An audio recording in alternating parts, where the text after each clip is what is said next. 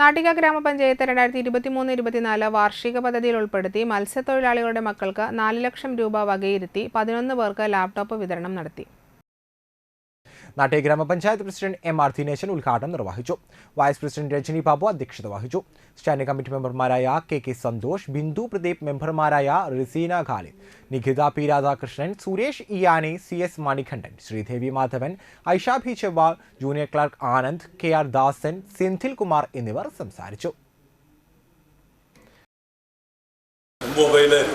അതൊക്കെ മാറി പല ആപ്പുകളും അത് മൊബൈലിൽ ചെയ്യാൻ പറ്റാത്ത കാര്യമുണ്ട്.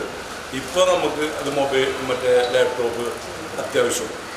അപ്പോൾ നമ്മൾ SC അതുപോലെ തന്നെ മത്സ്യത്തൊഴിലാളി കുട്ടികൾ വലിയ കോളേജിലൊക്കെ പഠിക്കുമ്പോൾ അവർക്ക് അതില്ലാണ്ട് വരുമ്പോഴുള്ളൊരു മനോവിഷം, മറ്റു കുട്ടികളൊക്കെ അത് ഉപയോഗിക്കുമ്പോൾ അതില്ലാണ്ട് വരുമ്പോൾ ഇതിനും മറ്റു വേറെ കുട്ടികളൊക്കെ ഉണ്ട്. തീരെ ജനറൽ വിഭാഗത്തിലൊക്കെ ഇതിന് വളരെ പാവപ്പെട്ട കുട്ടികൾ, രക്ഷിതാക്കളൊക്കെ നഷ്ടപ്പെട്ട ഇഷ്ടംപോലെ കുട്ടികൾ. അപ്പോൾ അവർക്കത് കൊടുക്കാൻ പറ്റില്ല.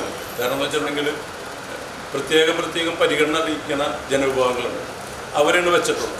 അപ്പോൾ ആ രീതിയിൽ നമ്മളിത് കൊടുക്കുമ്പോൾ അത് ഉപയോഗിക്കേണ്ട, നേരത്തെ ബിന്ദു മെമ്പർ അത് പറഞ്ഞു കഴിഞ്ഞു, അത് ഉപയോഗിക്കേണ്ട ഒരു രീതിയുണ്ട്. അതെന്തിനാണെന്നുള്ളത് നമ്മുടെ മുന്നോട്ടുള്ള വിജയത്തിന്